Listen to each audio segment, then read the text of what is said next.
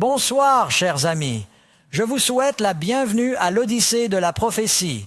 Et voici la 4e soirée de cette série d'études bibliques qui traite des thèmes les plus importants de la prophétie biblique. Nous sommes très heureux que l'équipe d'Amazing Facts soit de retour à New York. Il y a 25 ans, nous avions déjà organisé une série d'études bibliques dans ce même bâtiment. Et Dieu est béni. Et nous voulons remercier ceux qui viennent localement. Nous voulons accueillir et saluer notre public international. C'est très amusant. Vous allez sur le site web et vous cliquez sur langue. Et il y a environ 16 langues différentes. Et peut-être que je suis un peu trop préoccupé par cela. Mais je clique et je m'entends prêcher dans toutes ces langues différentes. Je ne savais pas que j'avais le don des langues. Mais le simple fait de passer par là et de l'entendre a été très amusant.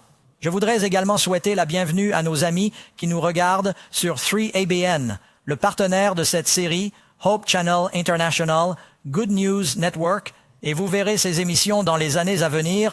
Nous en sommes convaincus, alors que les gens étudient la parole. La leçon de ce soir, comme le disait le pasteur Ross, est une leçon très importante qui traite de la loi et de l'agneau. C'est un thème que l'on retrouve tout au long de la Bible, car les Écritures traitent du plus grand problème et de la plus grande réponse. Nous avons un problème qui s'appelle le péché. Et nous avons une réponse qui s'appelle un sauveur. Nous avons un problème avec cette maladie qu'est le péché et notre nature, et elle est mortelle. Et Jésus est venu pour prendre cette maladie mortelle, pour en subir la peine et pour nous sauver.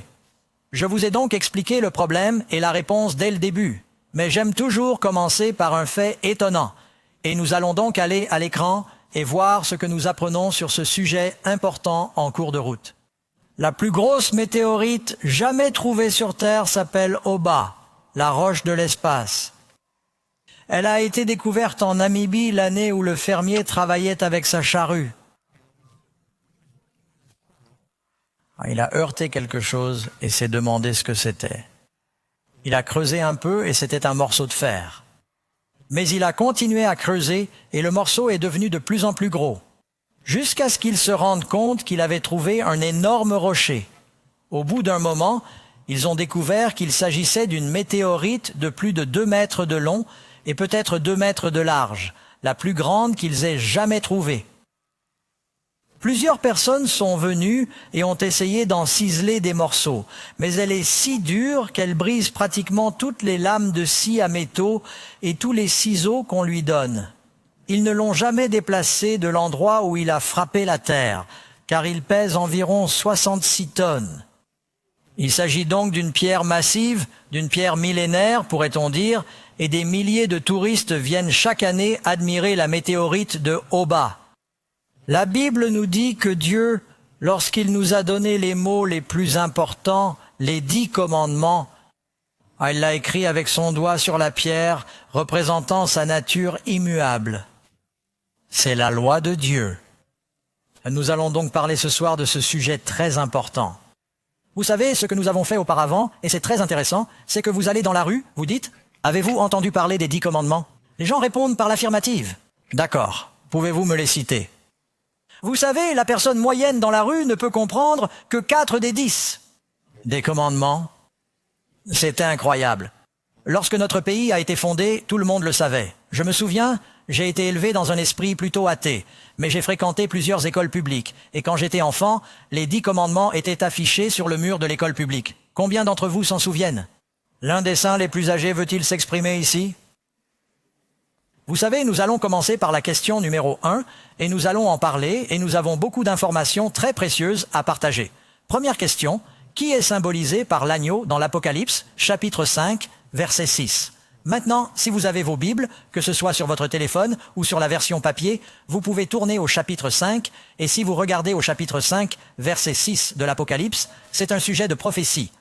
Je regardais et voici, au milieu du trône et des 4 êtres vivants, et au milieu des anciens se tenait un agneau comme immolé, ayant 7 têtes et 7 yeux, qui sont les 7 esprits de Dieu envoyés sur toute la terre. Il vint et il prit le livre de la main droite de celui qui était assis sur le trône. Eh bien, tout de suite, je pense que certains d'entre vous se rendent compte qu'ils s'attendent à voir un agneau avec 7 cornes et 7 yeux. Et si vous allez au chapitre 17 de l'Apocalypse, il est question d'une femme assise sur une bête qui a 7 têtes et 10 cornes. Et certains d'entre vous, à la campagne, verront un panneau indiquant un passage pour chevreuil, avec une petite image d'un chevreuil. Vous ne verrez jamais un croisement de bêtes avec 7 têtes et 10 cornes. Ce sont des symboles bibliques, mais ils ne sont pas difficiles à comprendre. Si vous voulez savoir qui est l'agneau, vous pouvez le lire dans le Nouveau Testament. Il est dit que Jésus est l'agneau de Dieu. Que signifient les 7 yeux de l'agneau et les 7 cornes? Jésus est l'agneau.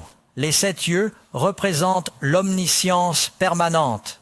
La Bible dit que les yeux de l'Éternel parcourent toute la terre, et c'est dans les 2e Chroniques. Et vous pouvez lire « Qu'en est-il des 7 esprits de Dieu ?» Le verset 2 du chapitre 11 d'Isaïe dit que le Messie aura sur lui l'esprit du Seigneur, l'esprit de sagesse, l'intelligence, l'esprit de conseil, la force, l'esprit de connaissance et la crainte de l'Éternel. Ce sont là 7 facettes ou attributs de l'esprit de Dieu. Mais il s'agit d'un seul esprit. Et il y a un seul Jésus. Il nous dit simplement qu'il voit tout, qu'il sait tout, et que, dans la Bible, une corne représentait le pouvoir. Luc chapitre 1, 68, « Béni soit le Seigneur Dieu d'Israël, il a visité son peuple racheté. Il parle de la corne de sa puissance et du salut. » Ainsi, ces symboles que l'on trouve dans l'Apocalypse nous disent différentes choses sur les caractéristiques de Dieu. Lorsque vous pensez au nom de Jésus, nous le disons typiquement, il est lié à une traduction grecque. En espagnol, on dit Jésus, Jésus, en hébreu Yahshua, et cela signifie sauveur, Jéhovah est sauveur, c'est ce que son nom signifie. Dans l'Apocalypse, vous savez combien de noms a le Seigneur? Il est l'alpha, l'oméga, il est la porte, la Bible dit qu'il est le bon berger, il est le chemin, la vérité, la vie, il est l'eau vive, il est la vigne, et nous sommes les sarments, il est la lumière du monde, il est le grand prêtre. Je veux dire qu'il y a beaucoup de noms du Christ qui nous disent différents attributs de son caractère, parce qu'il est Dieu. Il est plutôt compliqué, vous savez. Il a beaucoup de caractéristiques différentes. Dans le chapitre 5 de l'Apocalypse, nous voyons l'image d'un agneau qui a été immolé. C'est la solution au problème d'une loi qui a été violée. Nous en parlerons ce soir. Ensuite, vous pouvez lire dans Jean 1, verset 29. Nous savons qui est l'agneau. Il est dit que Jean a vu Jésus venir. Vous pouvez dire la réponse avec moi quand vous les voyez surlignés. Il est dit que Jean a vu qui? Jésus s'avançant vers lui et il dit, « Voici l'agneau. » L'agneau, alors qui est l'agneau? Jésus. Abraham monte sur la montagne avec son fils Isaac. Le Seigneur a dit à Abraham, « Je veux que tu offres ton fils en sacrifice. » Il se dirige vers le mont Moria. Le bois est placé sur le dos d'Isaac, comme la croix a été placée sur le dos de Jésus. Abraham a tout ce qu'il faut pour faire du feu, et Isaac s'en va. Il s'est sacrifié avec son père de nombreuses fois auparavant, mais il manque quelque chose aujourd'hui. Il dit, « Père !» Abraham avait été inhabituellement silencieux. Il dit, « Oui, mon fils. » Il dit, « Nous avons le bois, et nous avons le feu. Mais où est l'agneau ?» Et Abraham dit dans ces mots qui ont résonné à travers l'histoire, « Mon fils, Dieu se procurera un agneau. » Et quand ils sont arrivés au sommet de la montagne, juste avant, Isaac était un sacrifice volontaire, tout comme Jésus. Il a permis à son père de l'attacher. Et avant que le couteau ne descende, Dieu l'a arrêté et lui a dit, « Abraham, Abraham, ne fais pas de mal à ce garçon. » Et il lui montra un bélier, un agneau mâle, pris par les cornes dans un fourré. Et le mot en hébreu est un buisson d'épines, un bélier mâle avec une couronne d'épines. Jésus portait une couronne d'épines pour vous et moi. Jésus est l'agneau de Dieu qui ôte le péché du monde. L'ensemble du système sacrificiel était orienté vers le Christ. Qu'est-ce qui peut effacer mes péchés? Pas le sang des agneaux, des boucs et des taureaux, rien d'autre que le sang de Jésus. Le sang de Jésus, amen, vous le savez bien. Jésus est donc cet agneau que l'on voit tout au long de la Bible.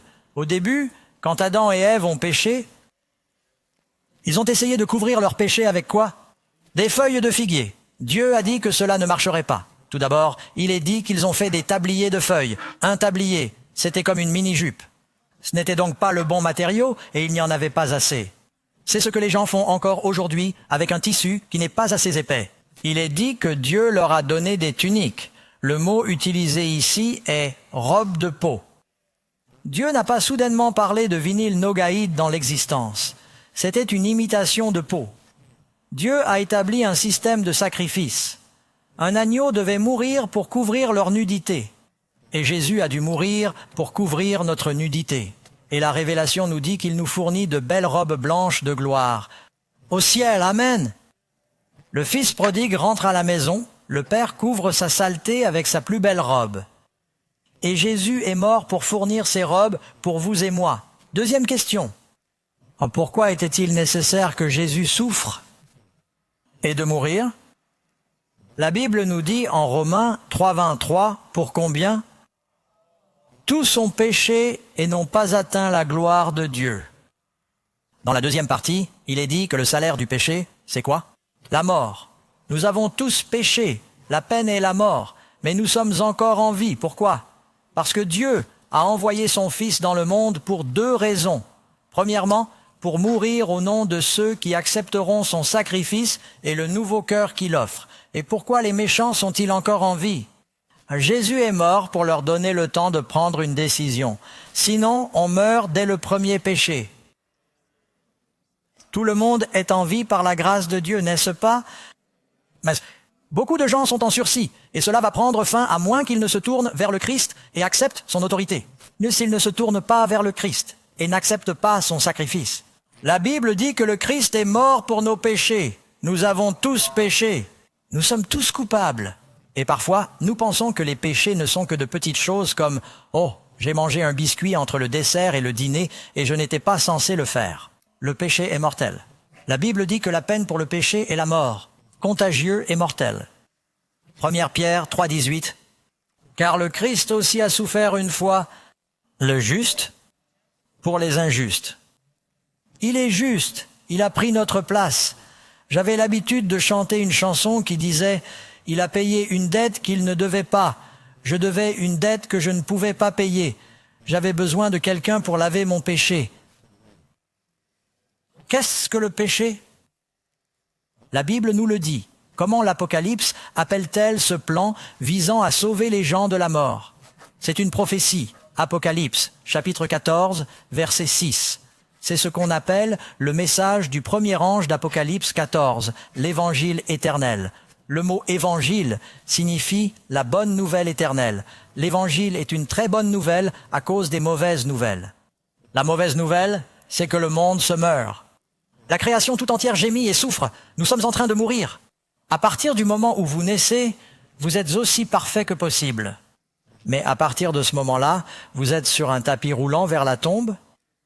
C'est une chose certaine. Vous avez une vie à vivre. Quelqu'un a dit qu'une fois cette vie passée, elle le sera bientôt. Seul ce qui est fait pour le Christ durera. La chose la plus importante dans la vie est de connaître Dieu et son amour et de partager Dieu et son amour. C'est tout. 2 grands commandements. Aimez le Seigneur de tout votre cœur. Aimer son prochain. Nous devons apprendre à aimer. Et c'est le but du plan de salut. La bonne nouvelle, c'est que nous sommes en train de mourir. Mais Jésus a dit, je ne veux pas que vous mouriez. Je mourrai pour vous. Tant je prendrai tous vos péchés et je mourrai à votre place si nous croyons. C'est le plan de salut appelé l'Évangile, la bonne nouvelle. Parfois, c'est tellement bon que les gens ont du mal à y croire.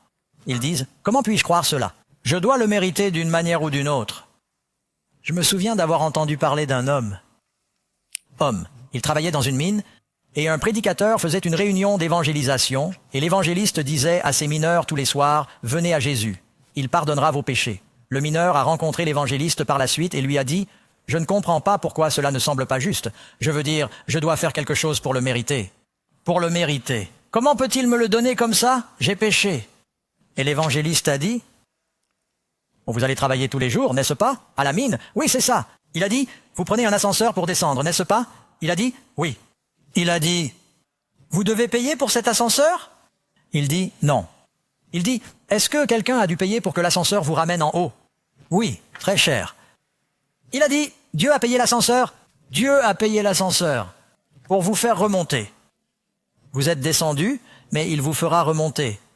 La Bible nous dit, et attendez, je n'ai pas encore lu la question. Selon la Bible, qu'est-ce que le péché? Jésus est venu nous sauver du péché. Qu'est-ce que le péché? Il y a plusieurs définitions. La plus simple se trouve dans le 1er Jean 3, verset 4. Le péché, c'est l'anarchie. L'anarchie. Si vous avez la version King James, elle dit que le péché est la transgression de la loi. Lorsque vous enfreignez la loi de Dieu, c'est un péché. Les 10 commandements? Parlons de choses comme ne pas mentir, ne pas voler, ne pas tuer, ne pas voler. Quand vous désobéissez à sa loi, c'est un péché. La peine pour le péché est la mort, parce qu'il détruit, c'est un cancer qui détruit tout bonheur. Il est complètement contraire à la nature de Dieu et de son univers, car c'est par la loi, Romains 3, 20, que vient la connaissance du péché. La loi n'est pas là pour nous sauver du péché. La loi nous montre notre péché. 5e question. La loi morale de Dieu peut-elle être modifiée ou abrogée? Lorsque nous parlons de la loi morale, nous parlons des 10 commandements. Il y a de nombreuses lois dans la Bible. Il y a les lois civiles données par Moïse. De nombreux gouvernements dans le monde suivent encore la loi civile. En fait, si vous allez dans le bâtiment de la Cour suprême, au sommet de l'extérieur, vous verrez que Moïse est assis et qu'il a les 10 commandements sur ses genoux, parce qu'il s'agit de l'ensemble le plus concis et le plus complet. De la loi de Dieu la plus concise et la plus complète que l'on puisse trouver. Répondez donc à Luc 16, verset 17. Jésus a dit, « Qu'est-ce qui est le plus facile pour le ciel et la terre? Qu'un seul petit morceau, le mot « petit morceau » signifiant un croisement de T, disparaisse. De manquer à la loi. Le ciel et la terre doivent d'abord disparaître. Vous savez que dans l'Apocalypse, il est question de l'arche de Dieu dans le ciel? Dieu en a une copie là-haut. Il faut se débarrasser du ciel pour se débarrasser de la loi de Dieu. Encore une fois, Psaume 89, verset 34. « Mon alliance, je ne la romprai pas, et je n'altérerai pas la parole qui sort de mes lèvres. » Lorsque Dieu a donné les 10 commandements, il les a prononcés de sa propre bouche. Il l'a écrit de son propre doigt en présence d'une nation entière. Jamais depuis, il n'a fait une chose pareille où les gens ont entendu la voix de Dieu parler. Et qu'a-t-il fait? Il a prononcé les 10 commandements. Cela doit donc être important. Encore une fois, Psaume 11, versets 7 et 8. Tous ces préceptes sont sûrs. Ils tiennent bon pour combien de temps? Pour toujours et à jamais. Malachie, chapitre 3, verset 6. Le Seigneur dit, « Car je suis le Seigneur, je ne change pas, je ne change pas. » Dieu est éternel, il a écrit sa loi. La raison pour laquelle ce sujet est important est que vous seriez surpris. Il y a même des pasteurs qui disent aujourd'hui que Jésus est venu pour supprimer la loi. Combien d'entre vous ont entendu cela? C'est ce qu'on appelle une doctrine du diable. Vous savez pourquoi le diable déteste la loi? Parce que la loi nous montre notre péché. La transgression de la loi est un péché. Si les gens ne pensent pas qu'il y a une loi, ils ne pensent pas qu'ils ont un péché. S'ils ne pensent pas qu'ils ont péché, qui a besoin de Jésus? Le diable veut donc se débarrasser de la nécessité du Sauveur. Il a même des prédicateurs qui disent que nous ne sommes pas sous la loi. La Bible dit que nous ne sommes pas sous la loi. Mais cela ne veut pas dire que nous ne sommes pas obligés d'obéir. Cela signifie qu'à cause du Christ, nous ne sommes pas sous le coup de la loi. Mais nous ne sommes pas libres de désobéir à ses commandements. Paul dit, « Que ferions-nous si nous persévérions dans le péché afin que la grâce surabonde? Dieu nous en préserve. » Nous ne continuons pas à pécher parce que nous disons, « Je suis sous la grâce maintenant, je peux donc pécher. » Jésus n'est pas mort pour nous donner un permis de pécher. Car s'il pouvait le faire, il n'avait pas besoin de mourir. C'est parce qu'il n'y avait pas d'autre moyen de mourir. Je vais vous dire une autre raison pour laquelle la loi de Dieu ne peut pas changer. Dieu dit, « Je ne change pas. » La loi est l'expression du caractère de Dieu. Par exemple, j'ai une diapositive à l'écran que j'aimerais que vous regardiez. La Bible décrit les caractéristiques de Dieu. Vous remarquerez qu'à gauche, il est dit que Dieu est bon. Elle dit aussi dans un autre verset, Romains 7, 12, que la loi est bonne. La Bible dit que Dieu est saint. Vous pouvez lire cela dans Isaïe 5, 16. Il est dit que la loi est sainte. La Bible dit que Dieu est parfait. Matthieu 5, 48, la loi est parfaite. Psaume 19, verset 7. Jean 4, 1er Jean 4, 8, Dieu est amour. La loi est amour. Nous n'avons pas fini. Sortez votre carte de crédit. Il y en a encore. Nous allons doubler votre commande. il est dit que Dieu est juste. Je ne vais même pas lire tout ça. Vous pouvez sortir votre téléphone et le prendre en photo. C'est aussi dans votre leçon. Dieu est juste. La loi est juste. Dieu est la vérité. La loi est vérité. Dieu est pur. La loi est pure. Dieu est spirituel. La loi est spirituelle. Dieu est immuable. La loi est immuable. Dieu est éternel. La loi est éternelle. Alors comment un chrétien ou un juif peut-il dire que la loi a été changée? Il faut se débarrasser de Dieu. La loi n'a pas besoin d'être changée. Le but du plan de salut est de nous changer. Nous avons besoin d'être changés. C'est nous qui sommes tombés. La loi est là pour nous montrer que nous avons besoin du Christ. 6e question. En fin de compte, le Christ est notre exemple. Amen. Jésus a-t-il respecté les 10 commandements? Réponse. Oui, il les a respectés.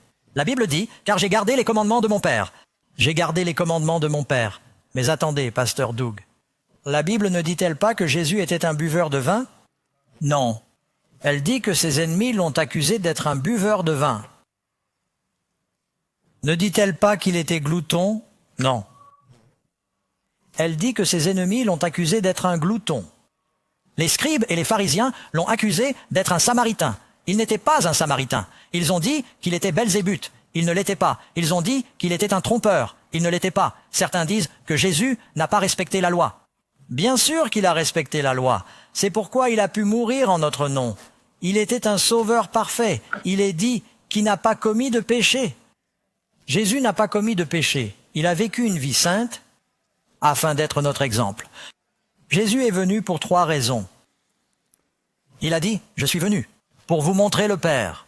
Les gens ne savent pas qui est Dieu. Ils se méprennent. Ils pensent que Dieu est un grand policier sadique dans le ciel qui veut nous frapper chaque fois que nous faisons quelque chose de mal. Jésus a dit, si vous m'avez vu, vous avez vu le Père. Jésus était patient, aimant, compatissant et bon. Il est venu nous montrer le Père. Il est venu nous montrer comment vivre. Il a vécu 33 ans et demi en tant qu'être humain, tenté en tout point comme nous le sommes, mais sans péché.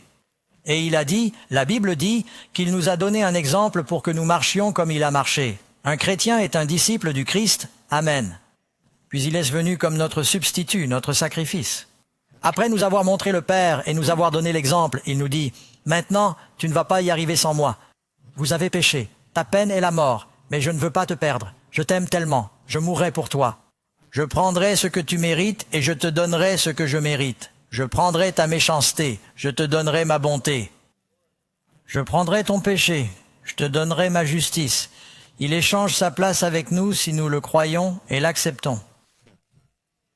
Sans la foi, il est impossible de plaire à Dieu. Il faut y croire. C'est comme s'il vous donnait un chèque. Si tu ne l'encaisses pas, il ne te sert à rien. Vous devez le porter à la banque, mes amis. Pouvez-vous dire Amen? Croyez-le! Il n'a commis aucun péché. Je vous lis ceci. 1 Pierre 2, verset 22.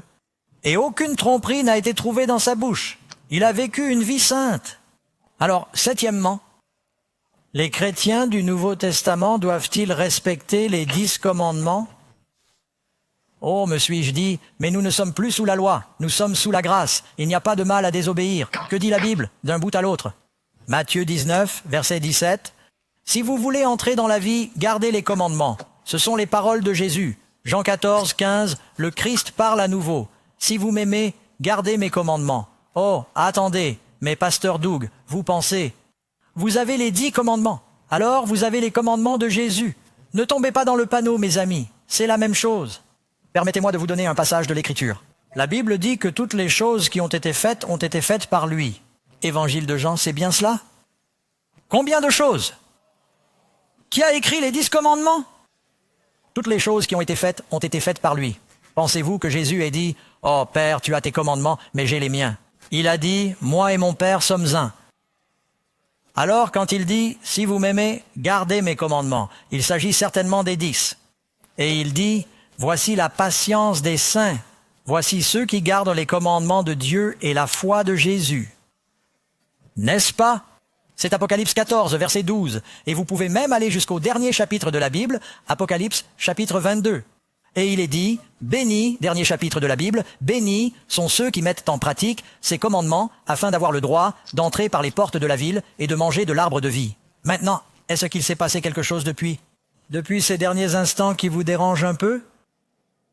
Quel est le problème? Y a-t-il quelque chose qui cloche dans mon apparence? C'est ce que vous pensez.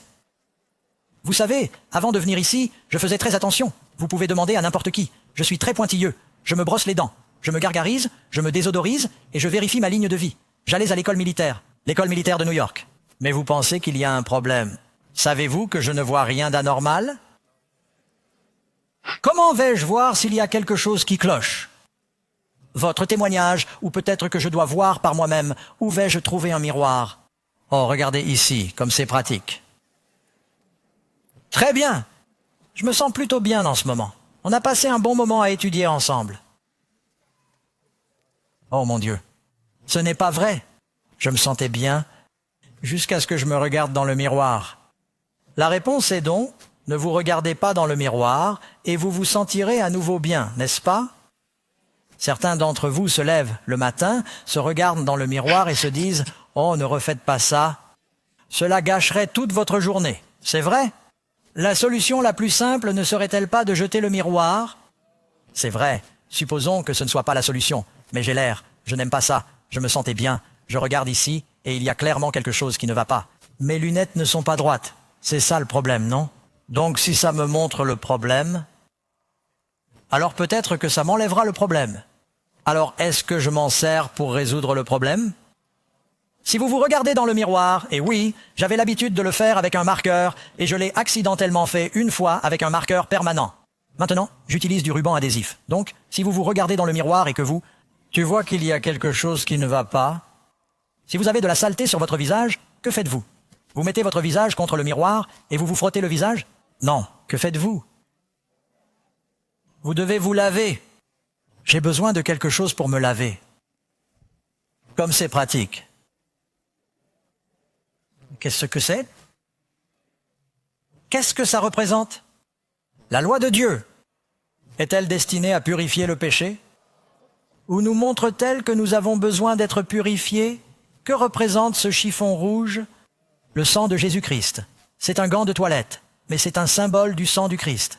Je regarde donc ici, et je vois que j'ai un problème. Mais cela n'est pas censé m'aider à résoudre mon problème. Il est impuissant. Mais, si. Ça peut éliminer le problème? Et maintenant? Vous savez, j'ai l'air plutôt bien. Ça ne me dérange pas. C'est un fait, vous savez. Une fois que cela s'est produit et que j'ai vécu une expérience embarrassante comme celle-ci, je vais de temps en temps me référer au miroir. Combien l'admettront? Levez la main. Préparez une photo d'audience. Combien de personnes admettront s'être regardées dans le miroir aujourd'hui? Levez la main. Groupe honnête, louez Dieu. Il est important de se regarder dans le miroir. Oh, mais il ne faut pas trop se regarder dans le miroir. Combien d'entre vous connaissent quelqu'un qui se regarde un peu trop dans le miroir? J'ai vu certains d'entre vous en désigner un. Mais combien d'entre vous connaissent des personnes qui ont l'air de ne jamais s'être regardées dans un miroir? Ah, c'est un autre problème, n'est-ce pas? Nous avons donc besoin de cela, n'est-ce pas? Avons-nous besoin de la loi? Pas pour nous sauver. Nous avons besoin de la loi pour nous montrer que nous avons besoin du salut. Le diable veut se débarrasser de cela parce que si vous n'avez pas cela, vous n'avez pas besoin du sang du Christ. C'est pourquoi, même dans certaines églises, on prêche des doctrines diaboliques selon lesquelles nous n'avons pas besoin de Jésus et du sang du Christ. Eh bien, nous devons nous hâter, mais je pense que c'est un point très important dont nous devons nous souvenir. Amen. Jacques 1, 23 confirme la même chose. Car si quelqu'un écoute la parole et ne la met pas en pratique, il est comme un homme qui se regarde dans un miroir. Il s'observe lui-même, s'en va et oublie aussitôt quel homme il était. Mais celui qui regarde la loi parfaite de la liberté, comment Dieu appelle-t-il les 10 commandements? Une loi pesante, une loi de liberté. Vous savez qu'il est dit dans le psaume 1, 19, verset 45. « Je garderai tes commandements pour toujours et à jamais, et je marcherai en liberté parce que je garde tes préceptes. » La plupart d'entre vous ne sont pas ici ce soir avec des bracelets de cheville, je suppose, c'est-à-dire du gouvernement. Mais parce que vous respectez la loi, vous êtes libre, n'est-ce pas? Cette loi qui est censée mettre les criminels en prison. Vous savez, j'ai été témoin d'un cambriolage aujourd'hui sans rire. Je suis rentré à la maison, j'ai raconté à Karen que j'étais dans le magasin et que je m'apprêtais à passer à la caisse avec une salade que j'avais achetée. Je faisais la queue avec d'autres personnes, Un type sortait de la rue, une fille déposait son argent, il l'avait observé par la fenêtre, il est sorti du magasin avec 1 ou 2 dollars, et elles l'ont poursuivi et ont récupéré leurs dollars. Dieu soit loué. Mais dans quel monde vivons-nous? Nous vivons dans ce monde. Alors je suis content qu'il y ait des lois, pas vous? Je veux qu'elles soient appliquées. Sinon, c'est le chaos dans votre culture.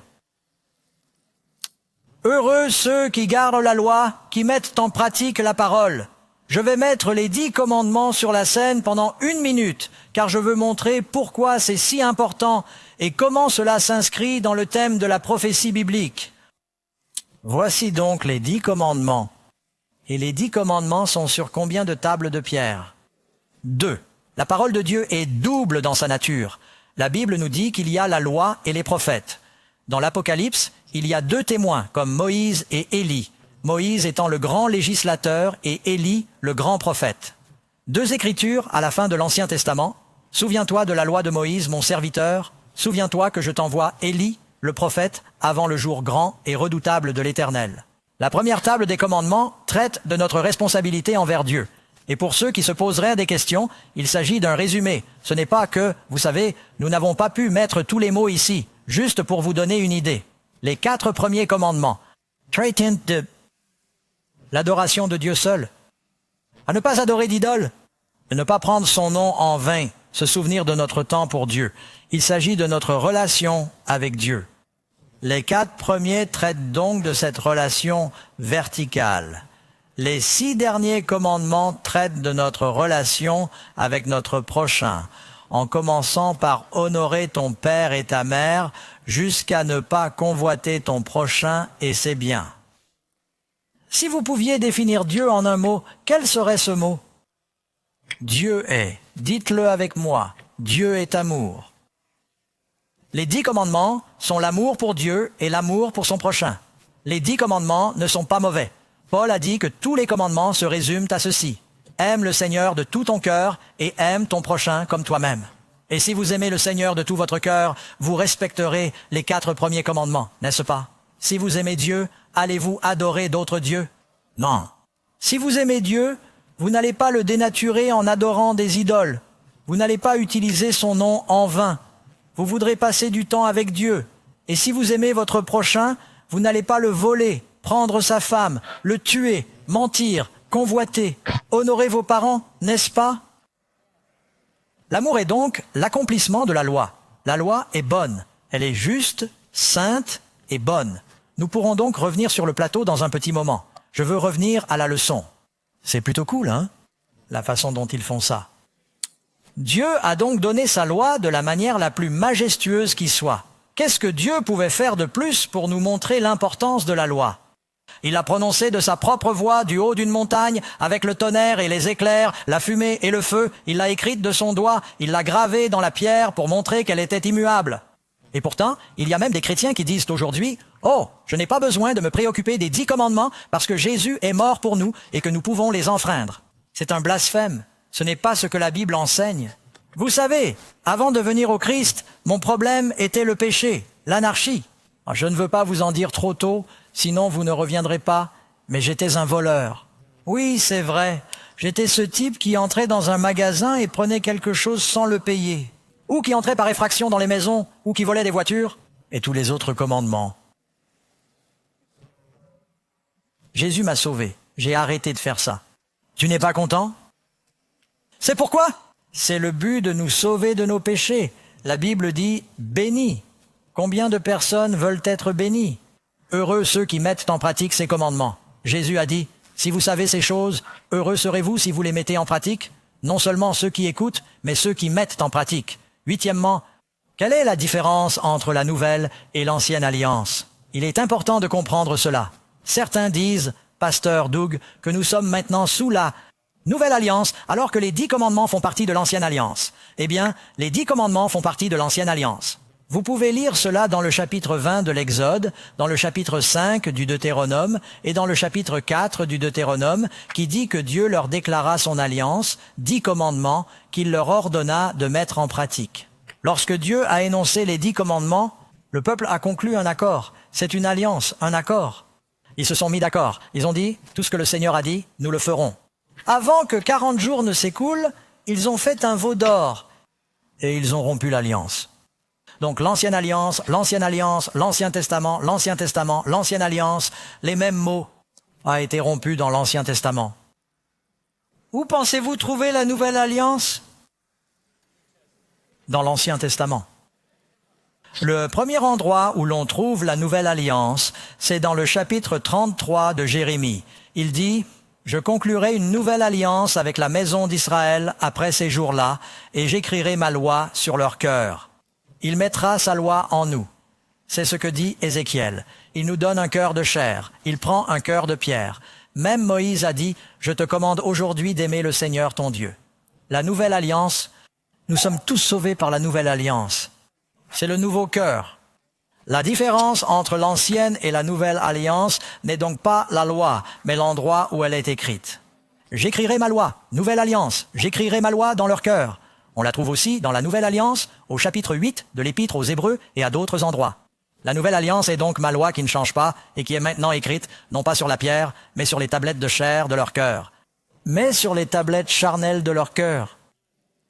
Il est tellement plus facile d'obéir à Dieu quand on l'aime. Permettez-moi de vous donner un exemple. Savez-vous qu'il existe une loi qui interdit de tuer ses enfants? Combien d'entre vous savent qu'il existe une loi? Combien d'entre vous ont des enfants? Combien d'entre vous ne tuent pas leurs enfants à cause de la loi? J'ai vu quelques mains se lever. La plupart d'entre vous ne tuent pas leurs enfants parce qu'ils les aiment. Vous rentrez chez vous? J'aimerais bien les tuer, mais je serais en prison. Je ne peux pas. Vous allez tous être arrêtés. Sinon, ils sont justes. Vous n'y pensez pas, parce que vous les aimez. J'aime ma femme. Je ne l'ai jamais trompée. Je n'y pense pas. Et parce que je l'aime. L'amour est l'accomplissement de la loi. La nouvelle alliance nous apprend donc à aimer Dieu. Vous ne voulez rien faire qui puisse le blesser. Et parce que vous aimez Dieu, vous ne voulez rien faire qui puisse blesser vos frères et sœurs. C'est ce que signifie la nouvelle naissance, de naître à nouveau. Je pense que vous comprenez la différence entre l'ancienne et la nouvelle alliance. Il vous a déclaré comme alliance qu'il vous a ordonné d'accomplir 10 commandements qu'il a écrits sur des tables de pierre. Et puis, il est dit, trouvez des fautes dans ces commandements. Quelle était la faute dans l'ancienne alliance? La loi ou le peuple? Il dit, je conclurai une nouvelle alliance avec la maison d'Israël et la maison de Juda. Au fait, nulle part dans la Bible, Dieu ne fait une nouvelle alliance avec les païens. Ah, vous l'avez remarqué? Dans l'Ancien comme dans le Nouveau Testament, il est dit, je conclurai une nouvelle alliance avec la maison d'Israël. Si vous êtes chrétien, vous êtes greffé à la souche d'Israël. La Bible dit que si vous êtes le Christ, vous êtes la semence d'Abraham. Nous participons à cette alliance et nous sommes tous sauvés. Nous devenons l'Israël spirituel, si vous voulez. Neuvièmement, comment appelle-t-on la conversion et le fait d'avoir un nouveau cœur? Mais je viens d'en parler. C'est cette merveilleuse métamorphose spirituelle où nous passons d'un ver à un papillon. Vous êtes né de nouveau. Vous devez être quoi? Naître de nouveau. Une nouvelle naissance, c'est quelque chose. Les choses anciennes disparaissent et toutes les choses deviennent nouvelles. Dixièmement, que dois-je faire pour être pardonné et purifié du péché? Ceci est très important. Pour nous de comprendre. Jésus est mort pour les péchés du monde entier. Le monde entier sera-t-il sauvé? Non. Malheureusement, Jésus a dit, la porte est droite et le chemin étroit qui mène à la vie, et il y en a peu qui le trouvent parce qu'il y en a peu qui cherchent. Vous avez remarqué que notre chanson thème dit « Cherchez de tout votre cœur, cherchez de toute votre âme ». Dieu dit « Vous me chercherez et vous me trouverez » Jérémie 29, 13. Quand vous me cherchez de tout votre cœur, vous devez le vouloir. Vous devez le chercher. Jésus a dit « Cherchez et vous trouverez ». Il est mort pour tout le monde. Mais nous devons prendre conscience de notre péché et nous repentir de nos péchés. Actes des Apôtres, chapitre 3, verset 19. « Repentez-vous et convertissez-vous, afin que vos péchés soient effacés. » Ne serait-ce pas merveilleux de pouvoir recommencer à zéro et de voir tous ces péchés effacés? Vous pouvez dire à Dieu que vous êtes désolé et vous dites, eh bien, pasteur Doug, je suis toujours tenté. Tout le monde est tenté. Jésus a été tenté. Mais vous dites à Dieu, je suis désolé pour mes péchés. Change mon cœur. Et puis vous avez passé toute votre vie à apprendre à faire le mal. Il vous apprend alors à faire le bien. Il est dit dans Ésaïe 1 que nous apprenons à faire le bien. Vous commencez à suivre le Seigneur et vous regardez Jésus. C'est ce qu'on appelle la sanctification. Et vous apprenez une nouvelle façon de penser. On lit la Bible. On garde les yeux fixés sur le Christ. Vous commencez à lui ressembler. On change. Il y a une conversion. On se repent. On se confesse. Une partie du repentir consiste à confesser ses péchés à Dieu. Et vous vous dites peut-être, Dieu ne sait-il pas tout, pasteur Doug? Eh bien oui, vous ne lui dites pas pour l'informer. La première fois que j'ai lu cela, j'ai pensé, ok Seigneur, tu ferais mieux de t'asseoir, il faut qu'on parle. Je veux dire, il sait déjà tout, n'est-ce pas? Si en sortant de l'auditorium ce soir, vous marchez accidentellement sur le pied de quelqu'un, vous allez dire, je suis désolé, n'est-ce pas? La personne sait-elle que vous lui avez marché sur le pied? Oui, mais vous dites quand même que vous êtes désolé. C'est approprié. Maintenant, si vous lui marchez sur le pied et que tu lui fais vraiment mal et que tu commences à dire « je suis vraiment désolé », parce que vous l'avez vraiment blessé, n'est-ce pas? Vous l'avez fait tomber par accident, puis vous l'avez aidé à se relever. Et vous dites « je suis vraiment désolé ». N'appelez pas l'avocat, n'est-ce pas? Remarquez donc ceci, le degré de préjudice dicte le degré d'excuse. N'est-ce pas? À quel point avons-nous blessé Dieu? Regardez la croix. Les souffrances du Christ. Il a pris ce que vous méritiez. Alors mettez-vous à genoux quand vous êtes seul. Beaucoup de prédicateurs ne donnent qu'une partie de la réponse. Ils disent « avancez, dites cette petite prière, vous êtes sauvés ». Beaucoup de gens seront sauvés grâce à cela, parce que c'est tout ce qu'ils savaient et c'est tout ce qu'ils ont reçu. Mais ce n'est pas tout ce que la Bible enseigne. La Bible dit « repentez-vous, regrettez vos péchés, confessez vos péchés à Dieu ». Si vous dites, eh bien, je ne me souviens pas de tous mes péchés, pasteur Doug, personne ne s'en souvient. Commencez par les 10 commandements. Avez-vous déjà menti? Avez-vous déjà volé? Avez-vous déjà eu des pensées pures? Jésus a dit que le péché n'est pas seulement l'action, mais aussi l'attitude. Si un homme ou une femme regarde le sexe opposé et le convoite dans son cœur, eh bien, aujourd'hui, il faut dire, regarde n'importe quel sexe, parce que tout est mélangé. Mais si vous regardez et que vous convoitez, vous pouvez commettre l'adultère dans votre cœur, n'est-ce pas? Vous savez, vous pouvez tuer dans votre cœur. Jésus a dit que si vous vous mettez en colère contre votre frère sans raison, vous êtes coupable de meurtre. Et il a dit, même dans nos paroles, que votre oui soit oui et votre non soit non. Nous pouvons parfois mentir par insinuation. Passez donc en revue les 10 commandements. Mettez-vous à genoux et dites, Seigneur, j'ai été un menteur, j'ai été un menteur. Pensées impures. J'adore d'autres dieux. Certaines personnes passent tout leur temps devant la télévision et se demandent si elles n'ont pas un problème d'idolâtrie. Vous ne priez jamais, mais vous savez tout sur les scores de baseball. N'est-ce pas? Je ne dis pas qu'il y a quelque chose de mal avec le baseball. Je vous dis simplement que certaines personnes font de leur voiture un dieu. Vous voyez ce que je veux dire? Confessez vos péchés à Dieu. Dites, Seigneur, me pardonnerez-vous? Jésus est mort pour mes péchés, et je crois ce que vous avez promis, que si je confesse mes péchés, 1 Jean, chapitre 1, si nous confessons nos péchés, il est fidèle et juste pour nous pardonner nos péchés et nous purifier de toute injustice. N'est-ce pas là une bonne nouvelle, mes amis? Il veut que nous soyons pardonnés, il veut que nous ayons la paix, il veut que nous soyons dans son royaume avec lui. Qui entre dans le cœur d'un chrétien né de nouveau. Et que fait-il? La Bible dit, Jean 14, 17, que l'Esprit, Dieu, l'Esprit, vient dans le cœur d'un chrétien né de nouveau.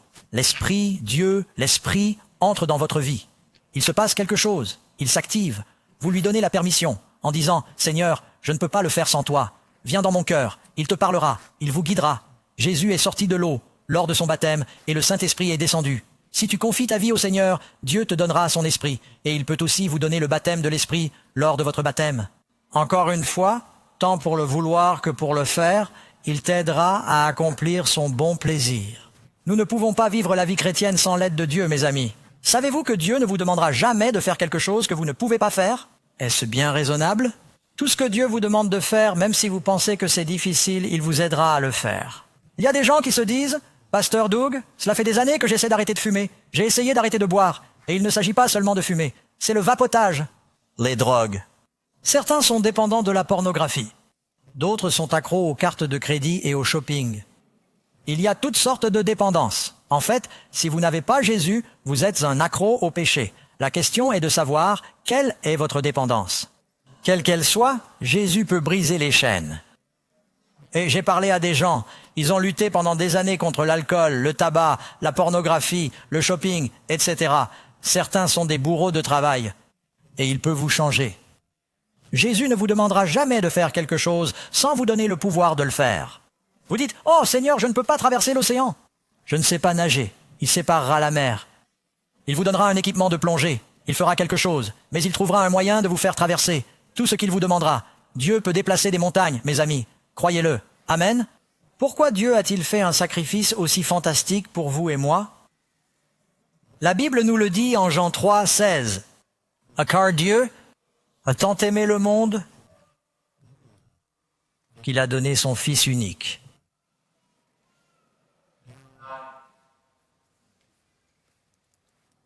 C'est tellement difficile, mes amis, pour ceux d'entre vous qui savent de quoi je parle, de savoir que j'ai perdu un enfant. Nous avons perdu un fils. Lors de réunions d'évangélisation aux Philippines, j'ai reçu un appel téléphonique qu'aucun parent ne souhaite recevoir. Notre grand, beau, fort et gentil fils est mort dans un accident de chantier.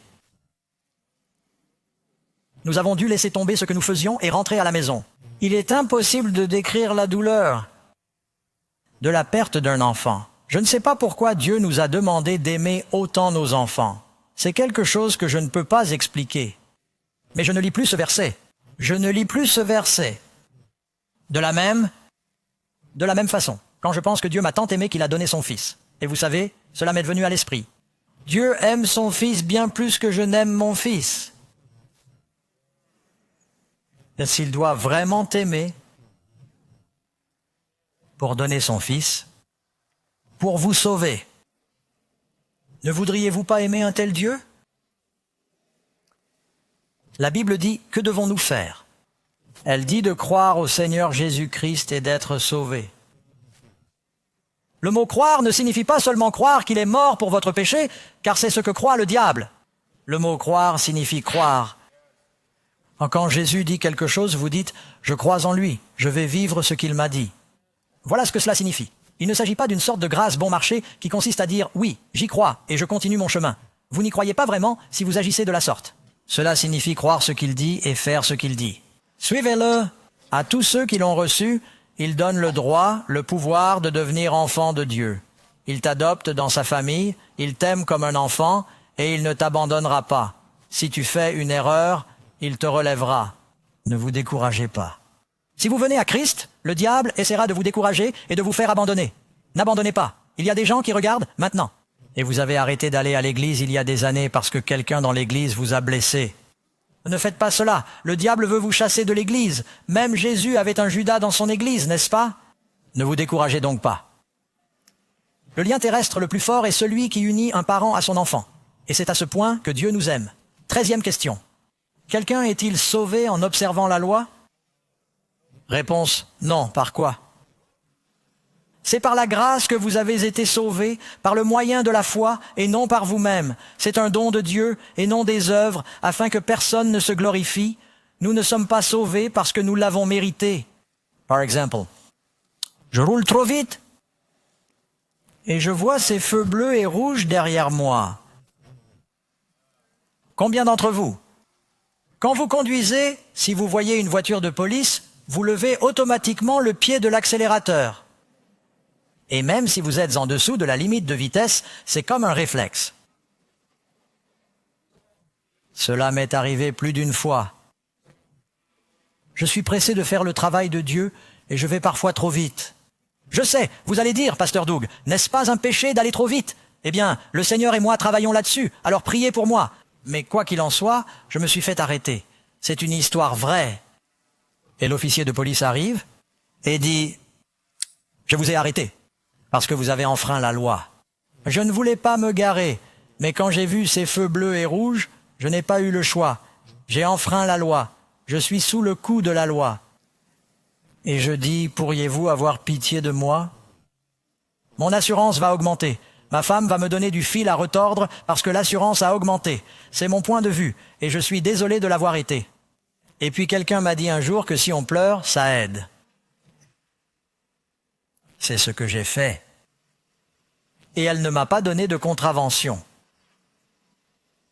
Et elle a dit, je vais vous dire, Je vais avoir pitié de vous cette fois-ci. Je vais vous écrire un avertissement. » Dès qu'elle a dit « je vais avoir pitié », j'ai dit « louez le Seigneur. Je suis maintenant sous la grâce. Je ne le méritais pas. » Je fais tourner mon moteur, je passe la 2e vitesse, j'embraye et je pulvérise du gravier sur la voiture de police. Et je pars en trombe parce que, Dieu soit loué, je ne suis plus sous la loi, je suis sous la grâce. C'est ce que je fais? Oh non. Une fois qu'ils ont dit que je suis sous la grâce, je regarde dans mon rétroviseur, je vois qu'ils sont toujours là. Je mets mon clignotant. J'attends qu'il n'y ait plus aucune voiture à environ 6 miles à la ronde.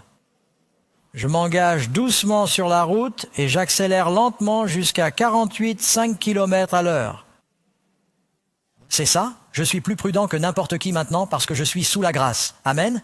L'idée qu'être sous la grâce signifie que l'on peut enfreindre la loi est absurde. Ce n'est pas biblique. 14e, n'est-il pas vrai qu'une fois que nous sommes sauvés par la grâce, il n'est plus nécessaire d'observer la loi? Je viens de répondre à cette question. Que dit la Bible? Est-ce que nous annulons la loi par la foi? Certainement pas. Le roi Jacques dit « Dieu nous en préserve ». Au contraire, nous établissons la loi.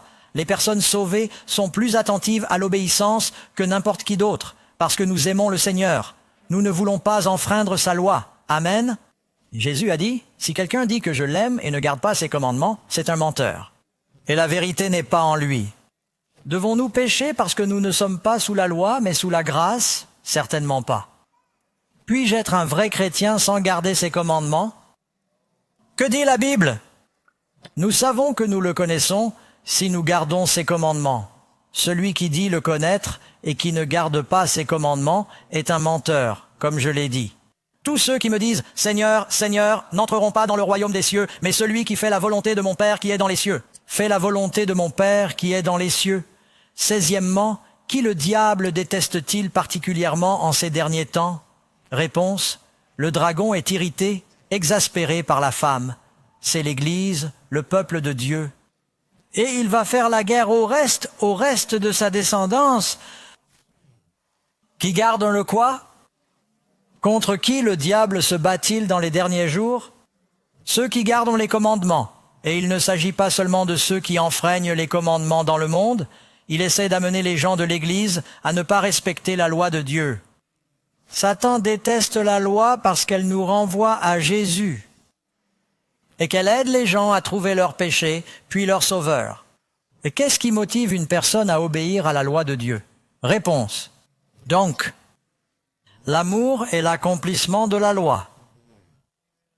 Et encore une fois, vous voyez ici qu'il est dit dans Matthieu au verset 37, « Tu aimeras le Seigneur ton Dieu de tout ton quoi? De tout ton cœur, de toute ton âme, de tout ton esprit. » C'est le premier et le plus grand des commandements, et le deuxième est similaire. Tu aimeras ton prochain comme toi-même. Et encore, 1 Jean 5,3, car c'est le quoi?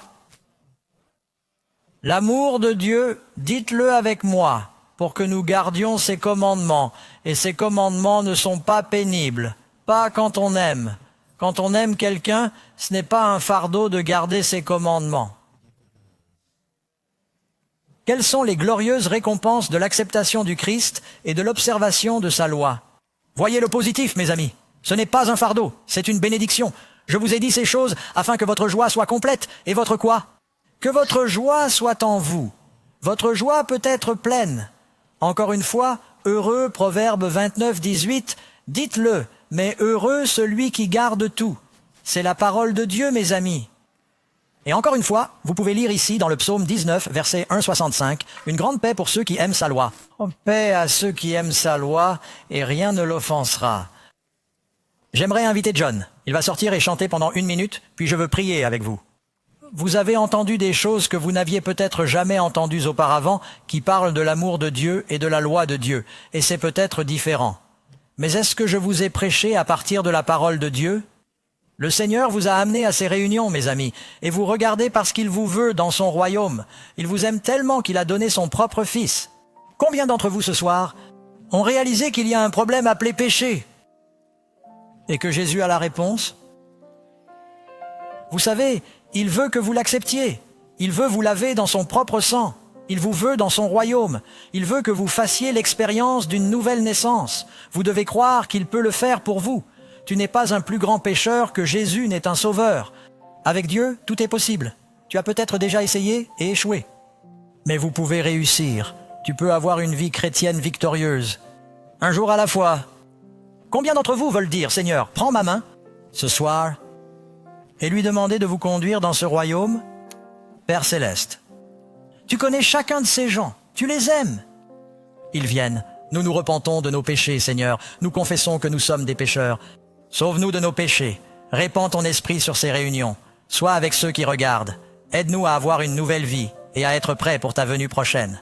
Nous prions au nom du Christ. Amen. À combien d'entre vous croient que Dieu peut faire cela pour vous? Amen. Quand aura lieu notre prochaine réunion? Demain, nous allons parler de la chose la plus importante, le sort des perdus, la bonne nouvelle de ce qui vient, mes amis, dans ces derniers jours. Dites à vos amis de venir. Nous nous verrons alors. Que Dieu vous bénisse et que vous passiez une merveilleuse soirée.